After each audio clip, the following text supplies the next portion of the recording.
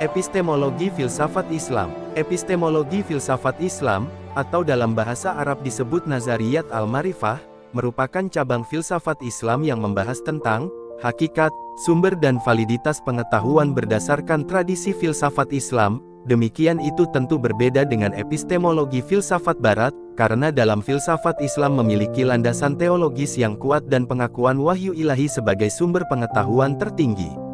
Dalam epistemologi Islam, meyakini Allah sebagai sumber pengetahuan, dan wahyu yang diturunkan kepada Nabi Muhammad berupa Al-Quran dan Sunnah menjadi fondasi utama dalam memahami segala sesuatu, sehingga dapat disebutkan bahwa terdapat nilai integral pengetahuan dalam epistemologi filsafat Islam, yaitu tidak memisahkan antara pengetahuan agama dan pengetahuan lainnya.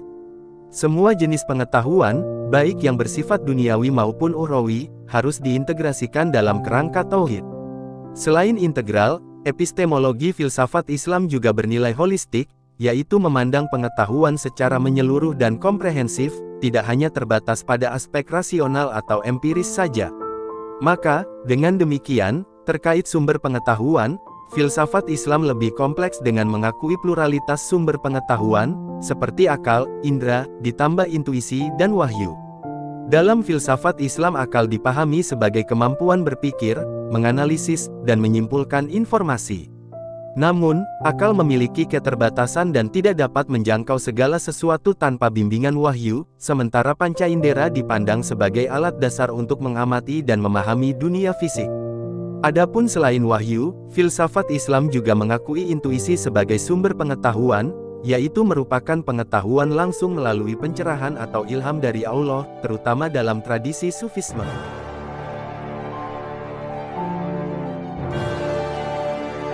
Ciri epistemologi filsafat Islam. Selanjutnya, mari kita lihat bagaimana ciri dari epistemologi filsafat Islam, di mana dalam saluran ini dapat disebutkan sekurangnya terdapat 4 ciri dari epistemologi filsafat Islam tersebut, yaitu bersifat teosentris, holistik, integral dan pluralitas sumber. Lebih rinci mari kita pelajari bersama. 1. Teosentris. Ciri teosentris dalam epistemologi filsafat Islam berarti bahwa Allah merupakan pusat dan sumber utama dari segala pengetahuan. Kebenaran tertinggi dan fondasi bagi semua jenis pengetahuan disinyalir berasal dari Allah, di mana segala upaya untuk memahami alam semesta, manusia, dan kehidupan harus diletakkan dalam kerangka tauhid, yaitu pengakuan akan keesaan Tuhan.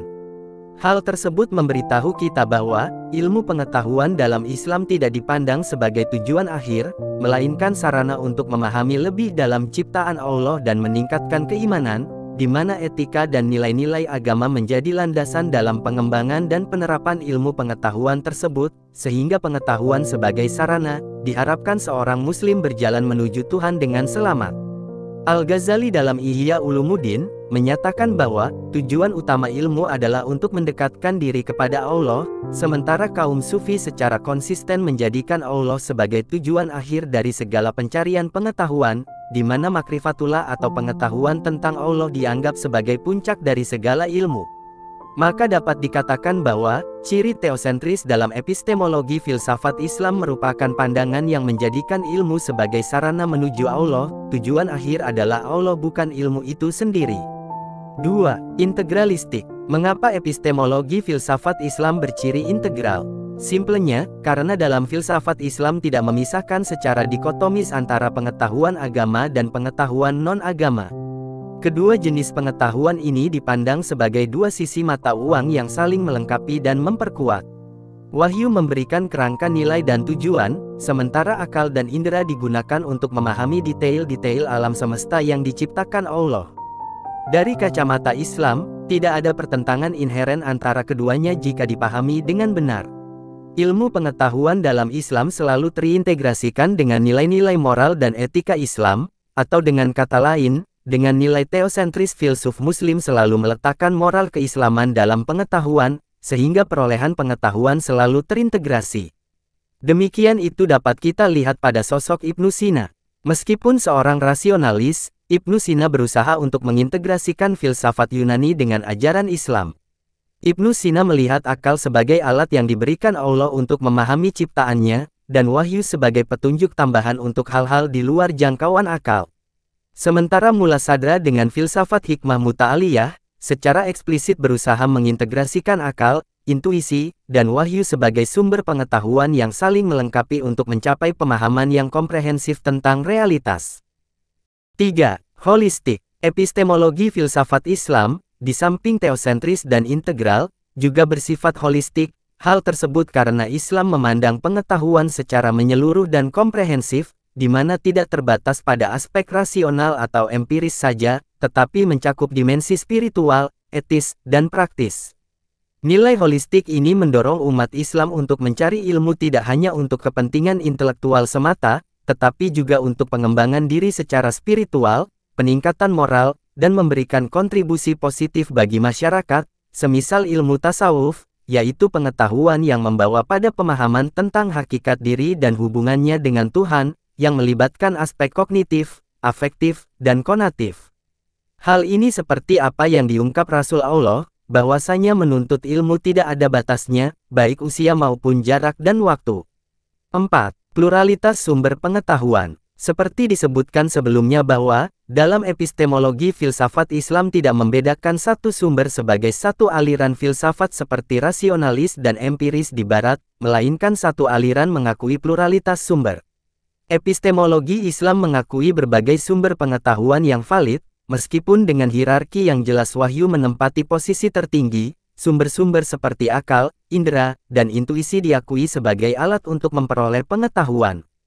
Pengakuan terhadap pluralitas sumber ini menunjukkan keseimbangan antara rasionalitas, empirisme, tradisi, dan pengalaman spiritual dalam tradisi keilmuan Islam. Pluralitas sumber ini dapat kita lihat pada peranan filsuf Muslim seperti Al-Farabi dan Ibn Khaldun, di mana filsuf tersebut mengembangkan pemikiran tentang berbagai jenis ilmu dan metode untuk memperolehnya, mengakui peran akal dalam filsafat dan ilmu sosial, serta indera dalam ilmu alam.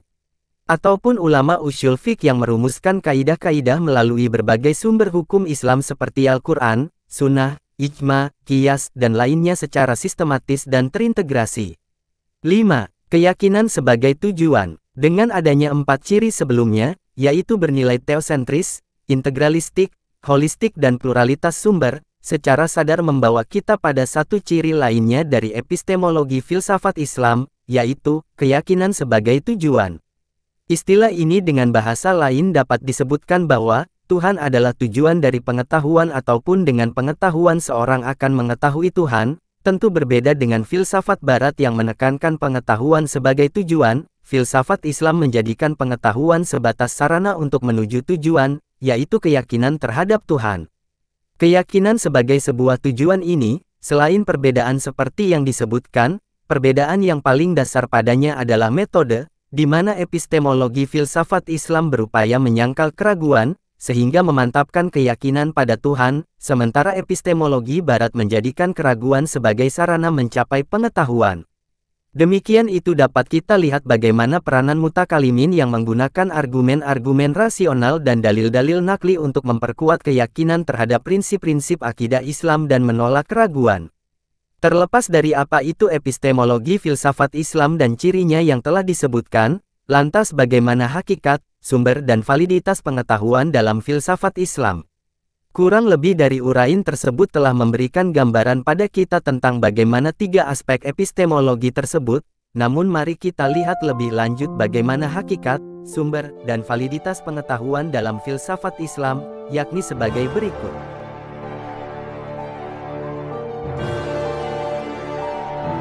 Hakikat pengetahuan filsafat Islam.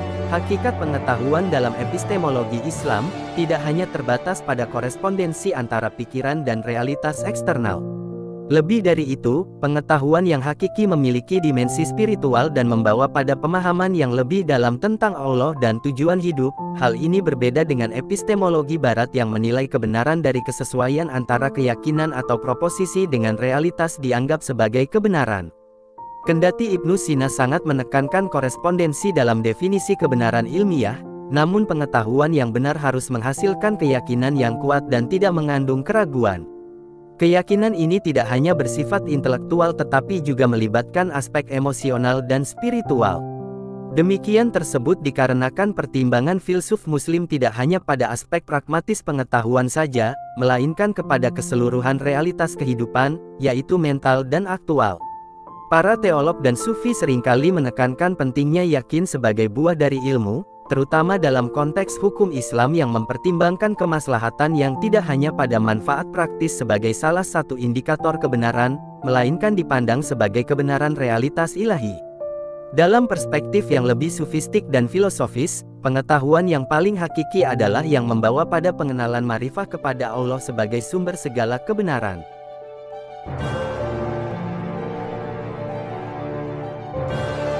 Sumber pengetahuan filsafat Islam. Sebagai kerangka dasar, dalam filsafat Islam terkait epistemologi, seperti dikatakan sebelumnya, yaitu mengakui pluralitas sumber pengetahuan seperti wahyu, akal, indera dan lain sebagainya.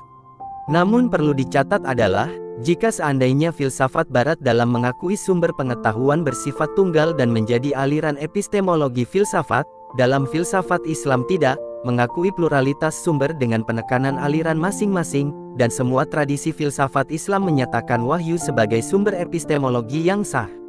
Lebih lanjut mari kita lihat bagaimana ciri dari epistemologi filsafat Islam. Sumber bayani. Sumber bayani merupakan sumber pengetahuan dalam Islam yang terambil dari teks-teks keagamaan seperti Al-Quran dan Sunnah, dan sumber ini merupakan sumber utama dan metode utama dalam memperoleh pengetahuan dalam Islam. Penafsiran teks dilakukan melalui kaidah-kaidah bahasa Arab, seperti nahwu, saraf, balagah, serta usul fiqh. Aliran ini sangat dominan dalam disiplin ilmu-ilmu keislaman tradisional seperti fikih, tafsir, dan ilmu kalam. Sumber bayani atau dapat disebut sebagai wahyu merupakan sebagai sumber pengetahuan yang paling otentik dalam Islam yang diyakini tidak mungkin salah karena berasal langsung dari Allah. Wahyu memberikan informasi tentang hal-hal yang di luar jangkauan akal dan indera manusia, seperti hakikat ketuhanan, kehidupan setelah kematian, dan prinsip-prinsip moral dan hukum. Ulama seperti Imam Syafi'i sangat menekankan otoritas Al-Quran dan Sunnah sebagai sumber utama hukum dan pengetahuan agama. Begitu juga dengan Al-Ghazali dalam banyak karyanya mengakui superioritas wahyu dalam memberikan pengetahuan tentang hal-hal metafisik dan spiritual yang tidak dapat dijangkau oleh akal semata, di mana Al-Ghazali berpendapat bahwa akal yang sehat tidak akan bertentangan dengan wahyu yang sahih. Sumber burhani. Sumber burhani merupakan sumber pengetahuan dalam Islam dengan penggunaan peran akal sebagai alat dalam memperoleh pengetahuan, terutama dalam bidang filsafat dan ilmu pengetahuan alam. Burhani atau disebut juga dengan metode demonstratif akal dalam Islam didasarkan pada logika deduktif dan aksioma-aksioma yang dianggap jelas. Meskipun mengakui wahyu, metode burhani merupakan kecenderungan pada interpretasi rasional oleh filsuf Muslim seperti Al-Kindi, Al-Farabi, Ibnu Sina, dan Ibnu Rushd. Sumber burhani dengan demonstrasi akal tersebut merupakan pengakuan filsafat Islam pada akal dalam kemampuan berpikir, menganalisis, memahami, dan menyimpulkan informasi, di mana akal dinilai berperan penting dalam memahami ayat-ayat kauniyah atau fenomena alam dan dalam merumuskan argumen-argumen rasional. Hal ini seperti misal Al-Kindi, sebagai filosof Muslim pertama yang sangat mengandalkan akal dalam mengembangkan filsafat Islam. Al-Kindi berusaha mengintegrasikan pemikiran Yunani dengan prinsip-prinsip Islam melalui penalaran rasional, begitupun filsuf Muslim lainnya seperti Ibnu Sina. Dalam filsafat peripatetik, Ibnu Sina memberikan kedudukan yang tinggi pada akal. Ibnu Sina dalam peranan akal mengembangkan teori tentang tingkatan-tingkatan akal dan proses abstraksi pengetahuan melalui akal aktif atau dikenal dengan teori emansi. Namun perlu dicatat adalah, kendati filsuf Muslim terutama filsafat peripatetik mengandalkan akal, filsuf tersebut mengakui perlunya kenabian dan wahyu untuk memberikan bimbingan moral dan hukum. Sumber irfani. Sumber irfani dalam filsafat Islam merupakan pengakuan epistemologi terhadap peranan intuisi, di mana dalam Islam diyakini pengetahuan tertinggi dapat diperoleh melalui pengalaman spiritual langsung melalui intuisi atau pencerahan yang diberikan oleh Allah. Yang mana dalam irfani ini menekankan penyucian jiwa dan latihan spiritual sebagai jalan untuk mencapai makrifat atau pengetahuan spiritual. Tentu hal ini adalah jalan spiritual yang ditempuh oleh kaum sufisme Islam. Dari metode irfani ini banyak melahirkan filsafat sufistik, Misal seperti Ibn Arabi yang mengembangkan konsep wahdatal wujud atau kesatuan wujud yang diperoleh melalui pengalaman spiritual dan intuisi. Bahkan penekanan irfani ini dalam Islam melahirkan corak filsafat tersendiri, yaitu filsafat iluminasi oleh Surawardi yang menekankan peranan akal praktis atau intuisi ketimbang akal teoritis dalam mencapai pengetahuan yang hakiki.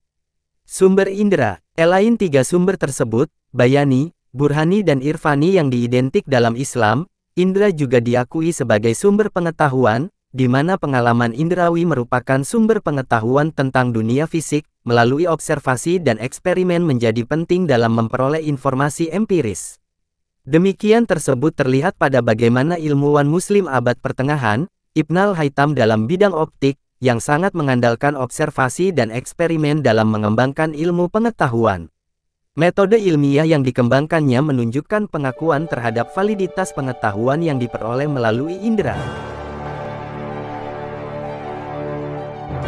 Validitas pengetahuan filsafat Islam. Selain hakikat dan sumber, seperti kita ketahui epistemologi juga mencakup bagaimana validitas pengetahuan. Validitas pengetahuan dalam epistemologi Islam diukur berdasarkan kesesuaiannya dengan sumber-sumber yang diakui dan metode yang benar dalam memperolehnya. Wahyu dianggap memiliki validitas mutlak karena berasal dari Allah. Pemahaman terhadap wahyu harus dilakukan dengan metode yang benar, seperti penafsiran berdasarkan kaidah bahasa Arab, konteks historis, dan prinsip-prinsip usul fiqh. Sementara validitas akal terletak pada penggunaan logika yang benar dan kesesuaiannya dengan prinsip-prinsip rasional yang mendasar. Dalam tradisi filsafat Islam, diakui bahwa akal yang sehat tidak akan bertentangan dengan kebenaran wahyu yang jelas, sedangkan validitas indera dinilai dari beberapa faktor kevalidan seperti ketelitian observasi, indera yang sehat, metode ilmiah yang benar untuk menghindari kesalahan interpretasi dan lain sebagainya.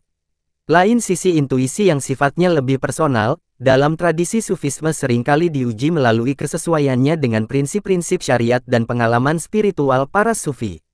Dengan demikian, epistemologi filsafat Islam menawarkan kerangka yang kaya dan komprehensif dalam memahami sumber, hakikat, dan validitas pengetahuan, yang tidak hanya bertumpu pada rasio dan empiris, tetapi juga mengakui peran penting wahyu dan dimensi spiritual dalam pencarian kebenaran.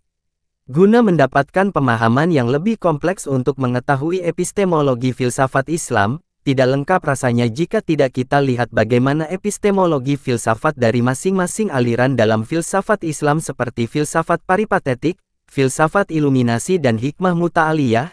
Tentu hal ini menjadi menarik karena, dalam filsafat barat masing-masing sumber menjadi aliran epistemologi tersendiri, sementara dalam filsafat Islam mengakui pluralitas sumber, atau dengan kata lain seluruh tradisi filsafat Islam tidak hanya menjadikan satu sumber pengetahuan, di samping satu metode tidak menyangkal metode lainnya, lantas bagaimana penekanan masing-masing aliran tersebut dalam konsepsi pengetahuan. Secara terbatas dalam saluran ini, mari kita lihat bagaimana epistemologi filsafat pada masing-masing aliran tersebut.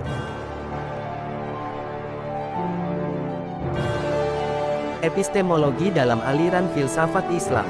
Pertama, filsafat peripatetik. Seperti diketahui bahwa, aliran filsafat peripatetik Islam dipengaruhi kuat oleh filsafat Aristoteles yang dikembangkan oleh filsuf seperti Al-Kindi, Al-Farabi, dan terutama Ibnu Sina. Mari kita lihat bagaimana epistemologi dalam filsafat peripatetik ini pada beberapa poin seperti hakikat, sumber, batas dan validitas pengetahuan. 1. Hakikat pengetahuan. Pengetahuan merupakan representasi akal. Bagi filsuf peripatetik, pengetahuan pada dasarnya adalah representasi, bentuk, surah, image atau gambaran dari objek yang diketahui di dalam akal. Proses mengetahui melibatkan akal yang menangkap bentuk-bentuk universal dari objek-objek partikular yang ditangkap oleh indera. Kurang lebih dapat dicontohkan dengan analogi penglihatan indera seperti mata melihat benda. Benda yang terlihat tersebut merupakan konsep yang tertangkap oleh akal sebagai surah atau gambar melalui mata, sehingga akal mengetahui benda tersebut. Kendati demikian, dalam filsafat peripatetik terdapat konsep pengetahuan universal dan esensial, yaitu pandangan bahwa, pengetahuan yang sejati adalah pengetahuan yang universal dan esensial, bukan hanya tentang yang partikular dan aksidental seperti penangkapan konsep semata, karena akal memiliki kemampuan untuk mengabstraksikan konsep-konsep universal dari pengalaman indrawi. Terkhusus Ibnu Sina dalam epistemologi filsafat peripatetik mengembangkan konsep hierarki pengetahuan, yaitu yang dimulai dari persepsi indera, kemudian imajinasi atau alam khayali, selanjutnya estimasi, yaitu kemampuan untuk menilai makna non-sensori, selanjutnya memori, hingga mencapai puncak akal yang mampu memahami konsep-konsep universal. 2. Sumber pengetahuan. Kendati aliran peripatetik Islam menekankan peranan akal, tetapi juga mengakui sumber pengetahuan lainnya seperti wahyu, intuisi, dan indera. Filsafat peripatetik tidak menolak wahyu sebagai sumber pengetahuan.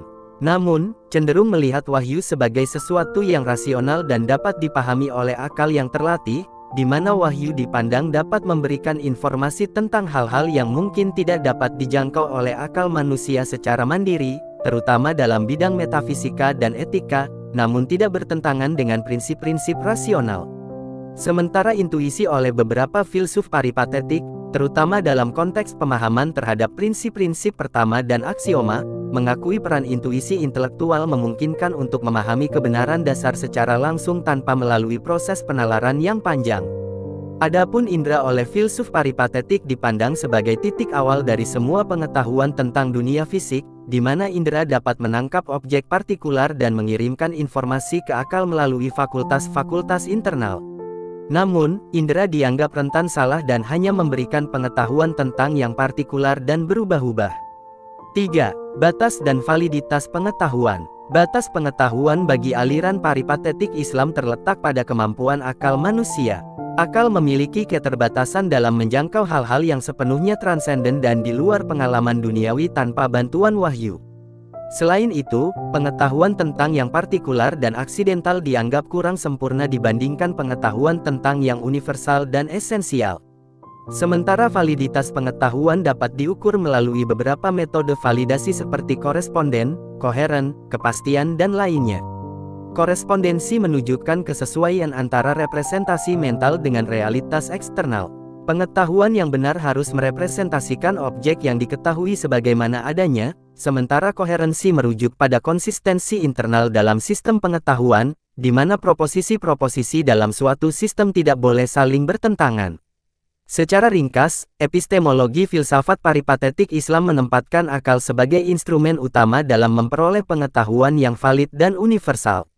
Meskipun mengakui peran indera sebagai titik awal dan wahyu sebagai bimbingan tambahan, filsuf peripatetik meyakini bahwa akal yang terlatih dan menggunakan metode logis yang benar adalah kunci untuk memahami hakikat realitas, sehingga validitas pengetahuan diukur berdasarkan korespondensi, koherensi, dan lain sebagainya.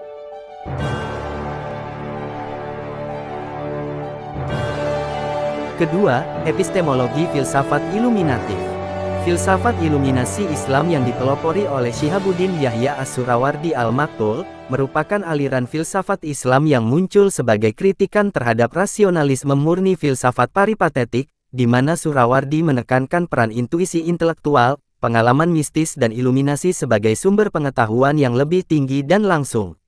Lebih lanjut mari kita selidiki bagaimana epistemologi filsafat iluminasi ini. 1.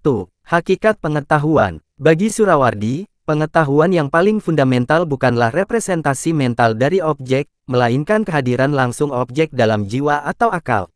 Pengetahuan adalah bentuk persatuan atau kontak langsung antara subjek yang mengetahui dan objek yang diketahui. Oleh sebab itu Surawardi membagi pengetahuan kepada dua model, ilmu kehadiran atau huduri dan ilmu kehasilan atau husuli. Ilmu husuli merupakan pengetahuan yang diperoleh melalui perantara konsep dan representasi, sementara ilmu huduri merupakan pengetahuan langsung antara subjek dengan objek tanpa perantara seperti indera dan lainnya. Dapat dikatakan bahwa, ilmu huduri dalam pandangan Surawardi adalah ilmu perolehan langsung dari Tuhan pada jiwa seorang suluk, dan ilmu husuli merupakan perolehan yang didapati melalui perantara, baik itu belajar dengan guru maupun indera sekalipun. Dalam filsafat iluminasi, pengetahuan yang hakiki diperoleh melalui iluminasi atau pencerahan akal oleh cahaya-cahaya yang lebih tinggi dalam hierarki wujud, yang berpuncak pada cahaya segala cahaya atau Nur al-Anwar, yaitu Allah, Tuhan yang agung, di mana dalam prosesnya melibatkan penyucian jiwa dan peningkatan kapasitas akal untuk menerima pancaran cahaya kebenaran. Dalam hal tersebut, intuisi intelektual merupakan kemampuan akal untuk menangkap kebenaran secara langsung dan cepat tanpa melalui proses penalaran diskursif yang panjang. 2. Sumber pengetahuan. Terkait sumber pengetahuan, seperti disebutkan sebelumnya, pada dasarnya seluruh aliran filsafat Islam mengakui pluralitas sumber, namun berbeda penekanan masing-masing alirannya. Aliran iluminasi mengakui beberapa sumber pengetahuan dengan hierarki yang berbeda, seperti iluminasi, intuisi, akal, indera, dan wahyu. Mari kita lihat bagaimana porsi sumber pengetahuan ini dalam filsafat iluminasi. Iluminasi atau israkiyah dipandang sebagai sumber pengetahuan tertinggi dan paling otentik. Iluminasi adalah pancaran cahaya kebenaran dari realitas-realitas yang lebih tinggi ke dalam akal yang telah disucikan.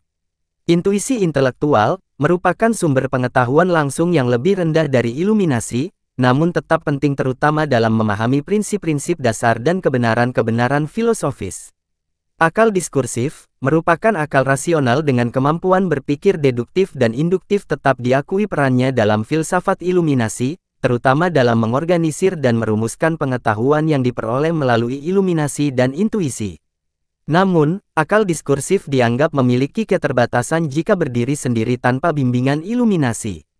Indera dalam filsafat iluminasi dipandang sebagai pengalaman yang memberikan informasi tentang dunia fisik, tetapi dianggap sebagai sumber pengetahuan yang paling rendah dan paling rentan terhadap kesalahan jika tidak diinterpretasikan oleh akal yang tercerahkan.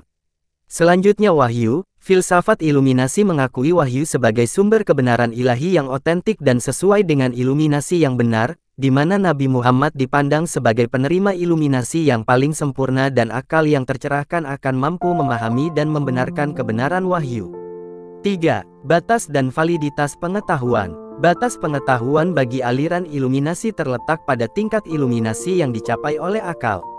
Akal yang belum tersucikan dan tercerahkan memiliki keterbatasan dalam memahami realitas yang lebih tinggi, sehingga dapat dikatakan bahwa pengetahuan tentang cahaya segala cahaya dan realitas-realitas spiritual yang lebih tinggi hanya dapat dicapai melalui iluminasi yang mendalam.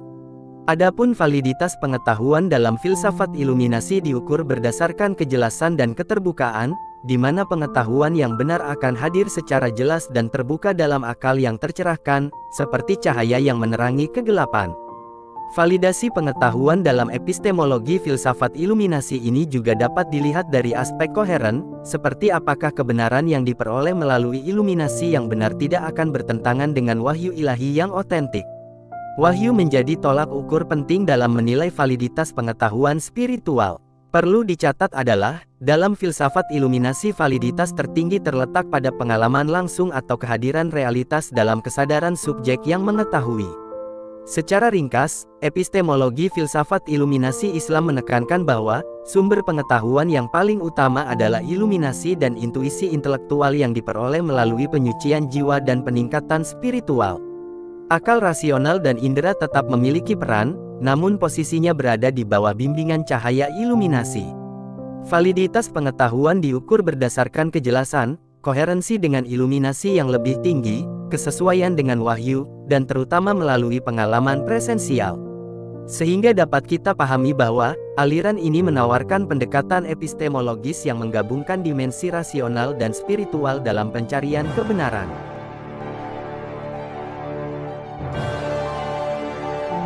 Ketiga, epistemologi hikmah muta'aliyah. Filsafat hikmah muta'aliyah yang dikembangkan secara komprehensif oleh Mulla Sadra merupakan pengintegrasian dan mensintesiskan berbagai aliran pemikiran Islam sebelumnya, terutama Bayani, Burhani, dan Irfani, dalam sebuah kerangka metafisika wujud atau asolatul wujud yang unik dan otentik. Mari kita selami bagaimana aspek epistemologi dalam kompleksitas filsafat hikmah muta'aliyah ini lebih jauh. 1. Hakikat pengetahuan. Mulla Sadra mengembangkan gagasan bahwa, pengetahuan pada hakikat adalah bentuk kehadiran wujud objek yang diketahui dalam wujud subjek yang mengetahui. Semakin kuat dan sempurna wujud subjek, maka semakin jelas dan komprehensif pengetahuannya.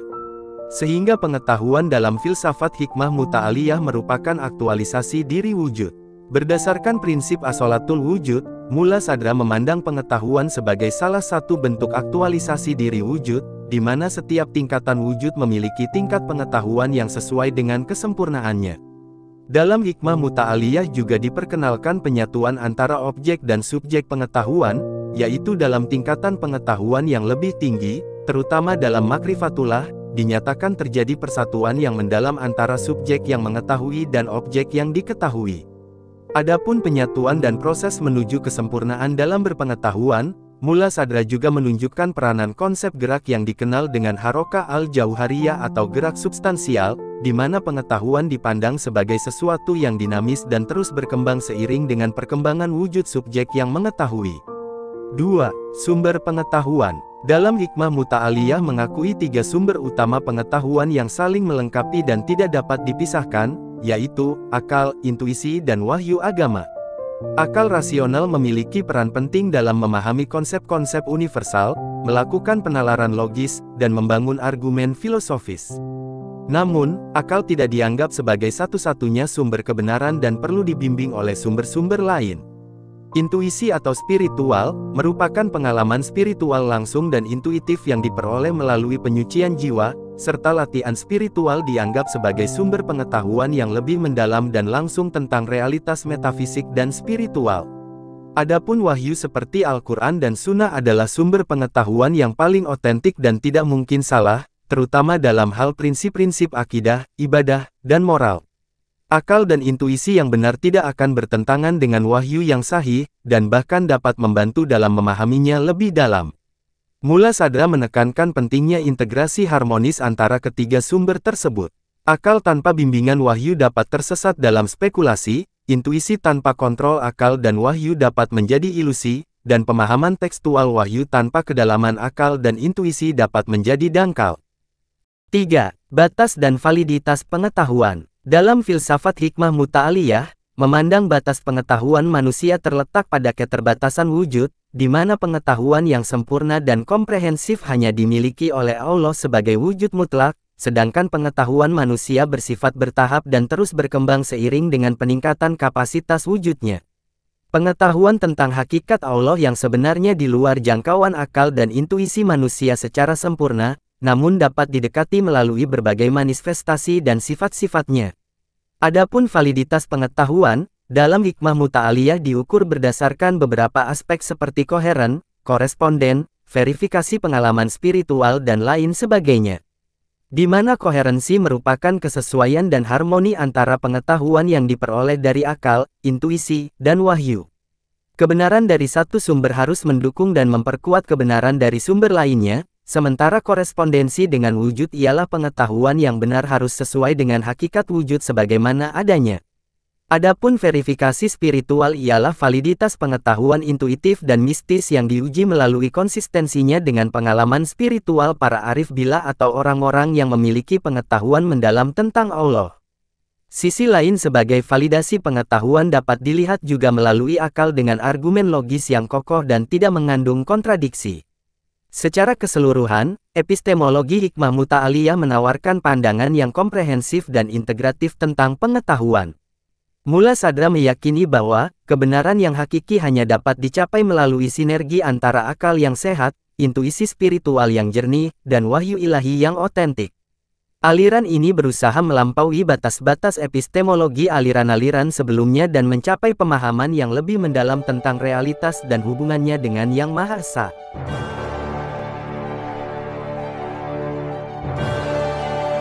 Kritikan epistemologi filsafat Islam.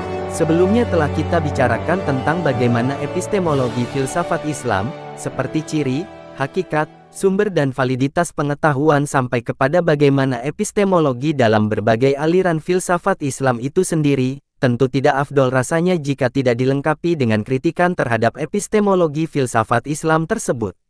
Terdapat beberapa kritikan terhadap epistemologi filsafat Islam yang datang dari berbagai perspektif, baik dari dalam tradisi pemikiran Islam sendiri maupun dari luar, terutama dari epistemologi filsafat Barat modern, di mana yang disorot adalah beberapa aspek seperti dominasi wahyu yang melemahkan akal dan indera, verifikasi pengetahuan melalui intuisi, tertutupnya pada pemikiran di luar tradisi Islam dan lain sebagainya.